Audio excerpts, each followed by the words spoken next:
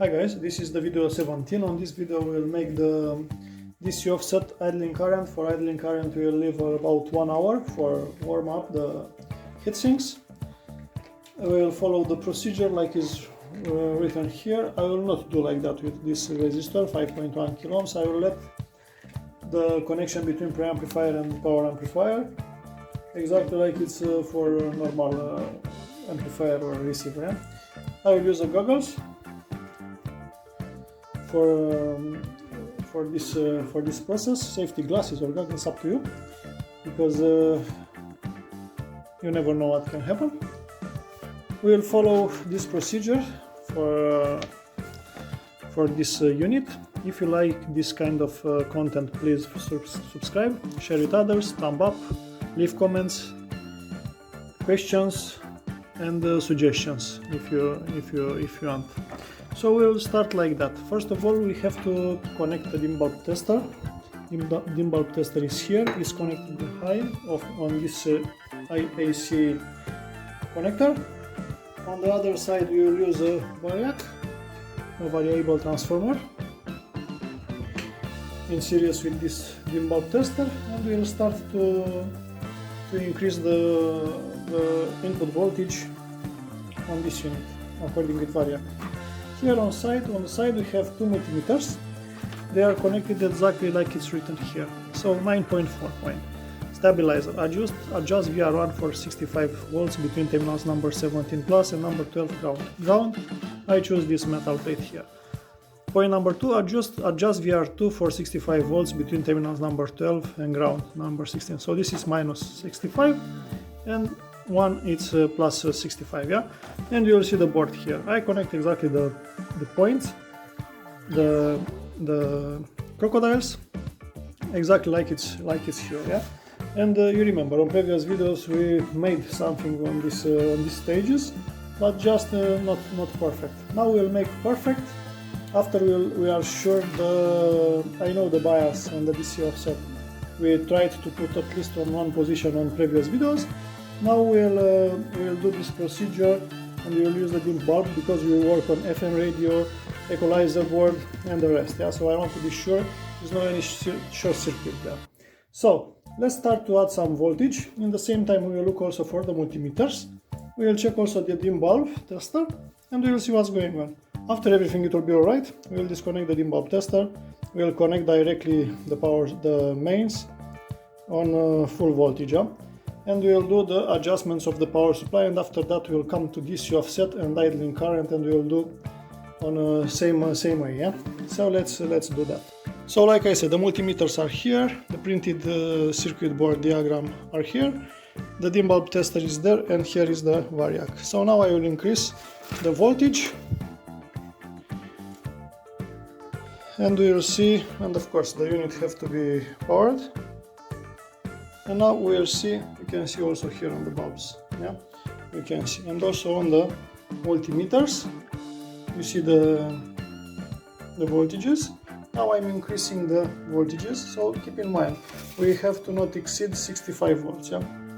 So you see, the voltage are increasing, the dim bulb tester, because the capacitors, they are charging now, and of course we have some bias current, you heard the relay. We have a current draw, yeah? So now we are on 225 volts DC according with Variac. You heard also the second relay. The second relay was for protection of audio, yeah? So you see 62 and 60. So for the moment everything it looks okay. Let's check also the FM to be sure. You see, so that means we have some signal here on FM, phono 2 auxiliary and AM, yeah? Speakers, but now it's too much sun here and are not visible.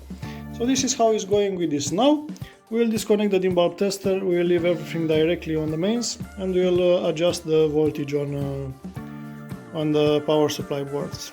Let's do that. So like you see now, the dim bulb tester is off, we have power supply on. Let's check the voltages on the power supply board and we will see what's going on here. So like you see, it's close. You see, for the plus we have 63.46 and for the minus we have 63.59. So you can play with this, yeah? You have a screwdriver, be careful to the tip of the screwdriver if you don't handle so well. I say to you to insulate with this insulation tape, yeah? So if you will play with the voltages here, with the trimmers, you will change you will see what's going on. You see? Now I'm playing with minus. You can see it's a voltage drop there. So according with the specification, they said to put on 65. So I will put for 64. Yeah, I will give some room for some variation. Yeah, so 64. I will do plus 64 also here.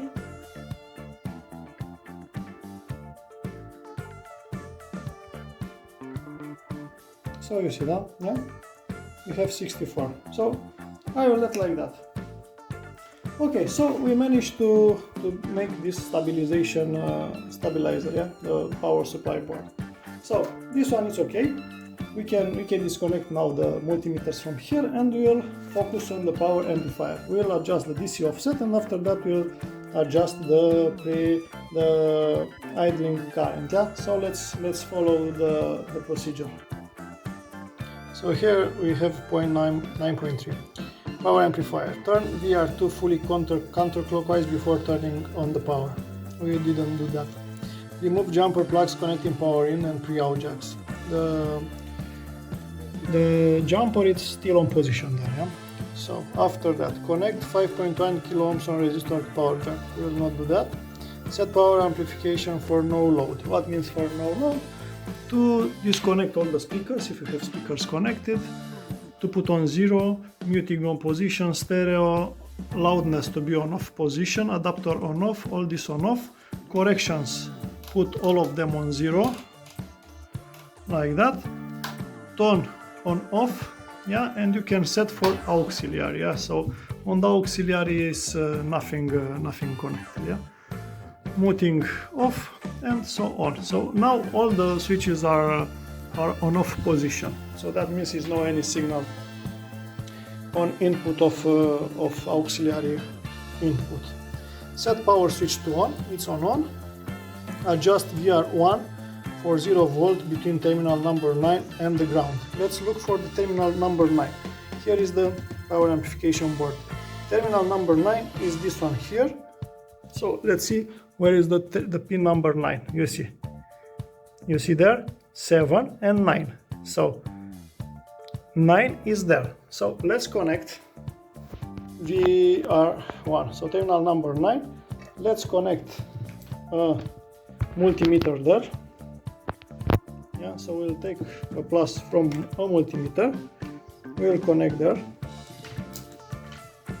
So we'll put this one on terminal number 9. Okay, it's on position. After that, and the ground, yeah, and you will take the minus lead for that multimeter, and you will connect for the ground, yeah. You can use this metal here. Yeah? So now you have to adjust, because here you see it's written between terminal and ground 0 volts. So now we have volts, but to make a perfect adjustment, I will tell you to put on millivolts, and you see we have minus 7 millivolts. And they said to adjust VR1. Keep in mind for this unit, the multi-pot, the trim pot, which is on the top, you see is connected, it's closer to the thermal compensation diode. So this one is for idling current. The other one, which is down there, you see that gold brass mark which is there, that one is for DC offset. So pay attention when you will put a screwdriver there, because it's possible to touch something. So let's connect the other multimeter for the other channel, and we will do same channel in the same time, or we can do, or I think it's better to do also this channel. We will do the idling and the DC offset in the same time to see how the values they are changing between. So now let's see how we have to make the connection for DC offset. Adjust VR2 for 100 millivolts between terminals number 7 and number 19. Number 7 is this one here, yeah, and number 19, which is this one. So on the extremes of the board, so let's see where is the number 7 is plus. So number 7 is here, you see it. We'll take the lead from the second multimeter, we'll put here on the 7, okay, and the negative probe we'll put on pin 19, which is there, you see. Where is it? It's there, it's here. Yeah, so this is the pin 19. Okay, so let's see. Now also we have to change. You remember it's 100 millivolts, so we have to change for millivolts. Okay, so we have 13.6 millivolts, so it's a way too low, yeah. So I suggest to you to not increase the value to 100 millivolts. You can leave lower if you don't have distortions on headphones or on speakers, yeah. So I think it's better to leave around, I don't know, my suggestion is to, for this restoration I will leave around between 50 and 70. So it's up to you how you want to do this, yeah. I will show you what I will do for the screwdriver to be easy for you when you will do these adjustments, or you can use a tool designated for this kind of trimmers. I will show you in a moment. For the radio adjustment we have to use these anti-static tools to avoid changing the magnetic field of these coils and transformers. So I will give you a suggestion how to use one of these sticks for these multi-turn trim pots. So if you are looking for this one, here it's a metal on the top, but it's covered in plastic. So let's see if it's focused this camera. Yeah, you see, so it's perfect for trim pots, and on the other side you have a little bit an edge outside, yeah. So you saw already, this tool belongs to this Avon Tools anti-static alignment tool, made in Taiwan. I bought this one from Mauser, and this one, if I could remember, is from Europe, on Timi in Poland. I found this set, and they are doing good job. So what I will do first, I want to play a little bit with idle current. So remember, the idle current is this one closer to the compensation diode, yeah? So let's play with this one to see what's going on. You see, now it's dropping, so we have to increase. Let's increase. In the same time, also check the DC offset, what's going on with DC offset, yeah? Also the DC offset, it will be changed. So I will play like that until I will reach 50 millivolts. Okay. And now I will I told you, this job, it will take about 1 hour. Or I let at least 1 hour, I will play like that until all the heat sinks, they will come for a normal temperature, yeah? Until they will be stabilized. Yeah?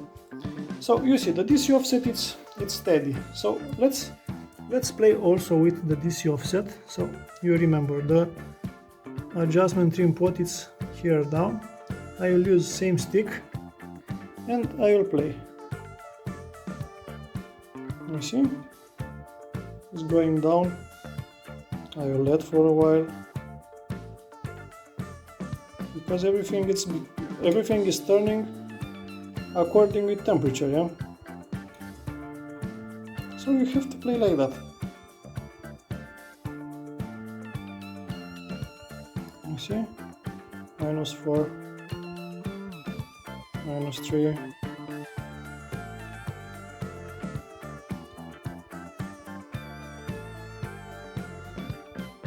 So now I'm playing with DC offset, yeah.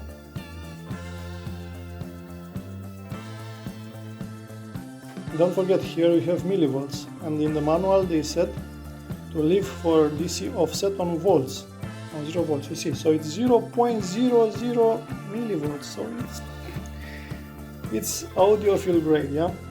Okay, so this is about with this channel. So now let's change the channels to see what's going on the other side, yeah. So we'll do same. This multimeter will stick on pin number 9, but be careful because on this board they are on other side, yeah, because the board is on mirror. I will stick there the DC offset. You see, it's 4 point something, so it remains like we are just a couple of days ago. Now we fix the pin number 7 for idling and the pin number 9, and we will see also the idle. You see, also it's 15 like we left previous time. So I will adjust again the top trim pot, which belongs to the idling current.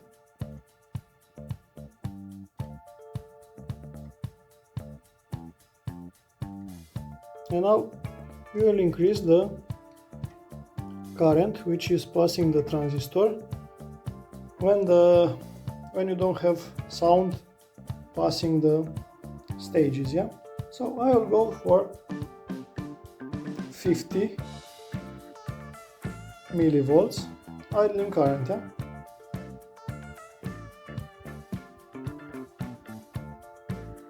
So it's going, and you see the DC offset is still steady, which is really good. Yeah, so I am on 50, and I will let here. Now the temperature for both of heatsinks, it will increase, but after a couple of moments the temperature it will be stabilized, yeah, and they will play according with these compensation diodes, these diodes, and also the diode which is on the driver transistors. They will maintain the voltage of course, and the current on the power output transistors. Now let's focus on DC offset for this channel, if I manage to bring that point.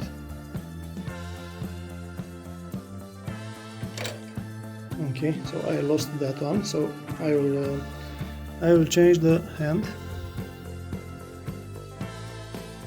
So everything what you do here, you will do on your risk, yeah? Don't play. If you don't know what you have to do, better to bring this device to a technician. Okay, so let's see the blade. So it's something like that.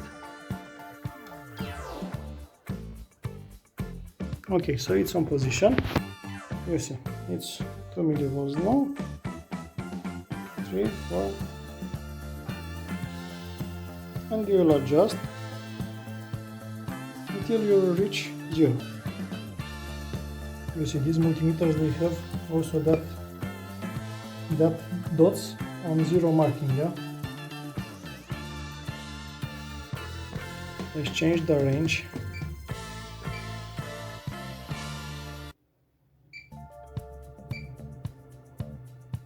You see here on the middle, yeah? So now we have the reading on millivolts.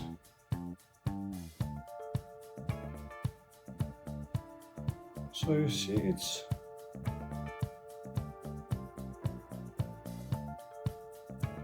.0, soon it will be 0.0. Yeah, so it's a way down, yeah.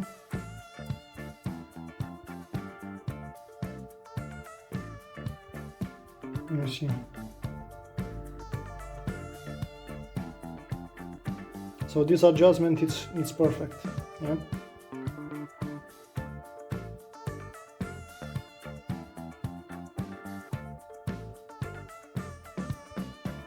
We have to take, you see. So now it's perfect. I will leave like that. It's 0.00 millivolts, so it's outstanding. Now what I will do, I will put both multimeters on for reading the idling current on both channels, and after that I will switch them. We'll read the value. We'll let a couple of minutes to set down, and meanwhile we'll make here the circuits for the performance of the amplifier section of this one, yeah. So we'll make a performance test. We will see. We'll put a dummy loads connected on the output of speakers, output terminals. We'll connect the oscilloscope, and we will make a performance test until we will reach the clipping point of of this one, yeah, and will read the maximum power of output. So I will change the connection for the multimeters out of the camera. Yeah? So now the multimeters are connected for idling adjustment. Yeah, so we made the idling adjustments, and now we have the multimeters here, and you see they are playing around 52 millivolts value. So they are doing a perfect job. So this unit is outstanding. Yeah. So after this restoration, everything is going smoothly, and it's very good. Okay, so I will put the multimeters somewhere here on top of this unit, and we'll make the connections for the how we said, for the performance of the power amplifier and preamplifier section. So I put on the bench the dummy load. You remember this dummy load. If you don't remember, I will put here on the top of this video link for this one, and you can see the video. So we'll test the unit on 8 ohms. So what we have here, the speaker connections, I'll put like that, the output for speaker connections of the amplifier. Here we will have the connections for the multimeters, and here we will connect the cables for oscilloscope. Yeah. So let's connect the left speaker terminals. So minus and plus. This cable is marked with red, you see, and also we know this one is for the left. After that, we can connect the cables for output of channel from the right, and this one is with blue. Now I will connect the cables for the signal to oscilloscope. Here are the cables which they will go for the oscilloscope, are coaxial cables with BNC connectors. So we will take one red and one black. You know already this red, it will come on this part here, and the black one, it will come on this side. And with these two, we will go on the oscilloscope, and we will connect the input of the oscilloscope with that cables. Yeah. So let's connect on the oscilloscope this. So like you see here, we have the oscilloscope. Here is the input of channel number 1, input of channel number 2. So let's considering this one is left and this one is right. So we'll connect the left one here and the right one here. Now we have to create the conditions for the signal. We will use this signal generator, which is here, the output from this signal generator. It's only one. We'll make a mono input, so that means the signal, it will be on both channels same, and we will connect here. I will show you in a moment how we will connect. Okay, so for this one we will use this connector, which will connect here on the output of signal generator, you see, and on this one we will insert these RCA cables, yeah, and with these RCA cables we will go behind of or in auxiliary input of this amplifier. So you see how it is. I will not connect now, just I am pulling the cables behind of this amplifier. Yeah? So later on we will connect them on the auxiliary input. Here we will arrange a little bit the cables, because on this part here we will put the multimeters for reading the output voltage. Yeah? Okay, so this is how it looks. We'll wait about 10 minutes, 15 minutes more for idling current to be sure it's okay. After that we'll disconnect the multimeters, we'll put here and we'll connect with dummy load, and I will explain to you this. Because we passed already 40 minutes, 45 minutes about, and the idling current it's same, so you know it's already it's half of the value from adjustment specification, but it's not any problem. If you don't have distortion, I suggest you to keep like that. Why? Because now when the amplifier it's not activated by the sound, the transistors, they are sitting on warmer position, on colder position, sorry. So I suggest you, if it's not disturbing you, leave it like that. If you have distortions, you can increase this idling current. If not, leave it like it is. Yeah, and you'll keep in touch, and you'll see what's going on. So because this idling, it's set now, and it's not fluctuating, I will disconnect the multimeters, and I will connect these multimeters on the dummy load. From the signal generator, I will connect the RCAs on the auxiliary input in the back of this SX1250, and the dummy load, the inputs, cable inputs, I will connect on the speaker A terminals. So let's focus on that. So I said we will disconnect the multimeters. So let's take out the multimeters from position. So one, we'll take also the second one. We'll take out this position.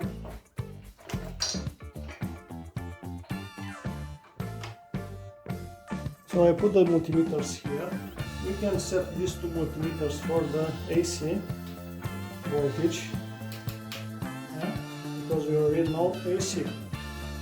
Because the voltage which is going to the speakers, it's AC. If you put DC on the speakers, you will make a mess then. So this is the left multimeter. We will connect on the left output of dummy load. Yeah. So let's connect on the output left of dummy load. So black to black, red to red. Yeah. The other two terminals of the multimeter we will connect for the right output, red and black. Now let's arrange a little bit these cables to not disturb us, like that. And auxiliary cables, like that. Not auxiliary cables, the RCA cables we will connect on the input on auxiliary side. So you see we have these RCAs here. We'll look where is the auxiliary. So you see the auxiliary is the third one. We'll connect here. So right and left. So now the signal generator is connected on this input. Now we'll take the cables for the speakers. So here is the red one, so that means it's the left one. We'll connect on channel number 1 on output terminals. Yeah. So I will connect the cables here. So here it's A, yeah, left and right. So I will connect here these cables. So you see now the cables are connected. Yeah. So was clear. Yeah. So now the dummy load it's connected on the amplifier, and from amplifier we have the output on the oscilloscope and also on the multimeters. Multimeters are set. The set points of the multimeters are alternating voltage, and we have to start the signal generator or oscilloscope, and we will play with this. So you see here is the dummy load unit for testing, two multimeters left and right from the outputs of dummy load, signal generator and the oscilloscope. Yeah, this one is the signal generator for RF signal generator. So now I will take the camera and I will put there in the front of the multimeters, and we will see what's going on there. So now I put an FM station. We have the oscilloscope connected. You see, if I increase the volume, you can see the signal how it's going here. Also, you can see on the voltage multimeters how it's playing the voltage. Okay, we have the speaker A connected. It's here, so that means we have the dummy load connected on 8 ohms. And now we have to see exactly what is the output power. So how we'll see this? We'll connect the signal generator on 1000 hertz or 1 kilohertz. Yeah, we'll change the input of the SX1250 on auxiliary input, and now we have, you heard already, and now we will see a tone. We can hear also, we can hear, yeah, and we will see exactly what's going on. Yeah. So let's play with this. Okay, so now we can increase the volume. You see. Now I'm playing with the volume on the Pioneer SX1250.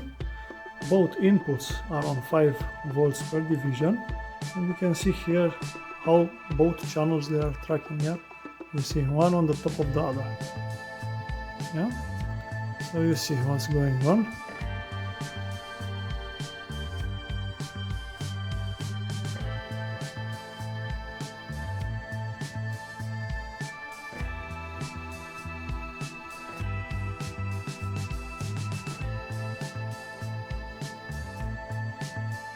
You can see it. It's a difference between the channels, but it's not so big. It's according with the position of the attenuator, because if you are playing with the attenuator, you will see you will catch closer and closer this, and it's normal to be like that, because they are not tracking perfect after all these years behind, but it's okay.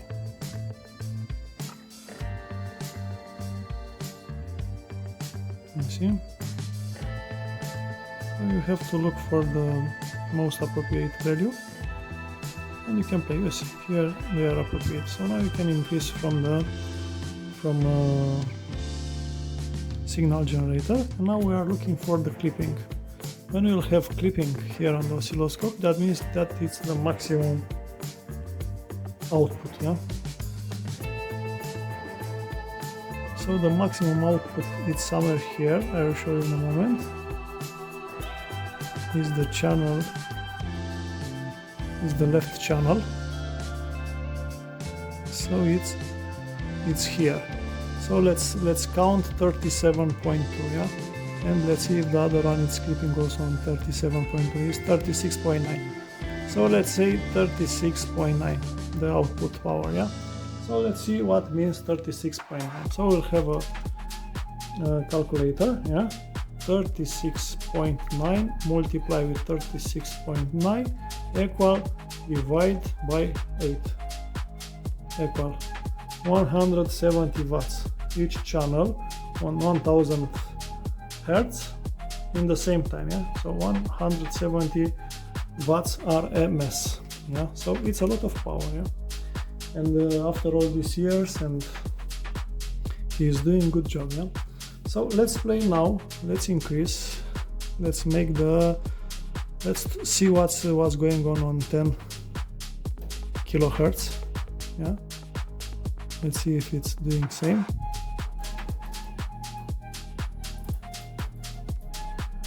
We have to change the time base.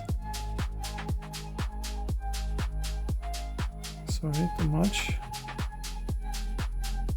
You see, 38, so it's even more power, yeah.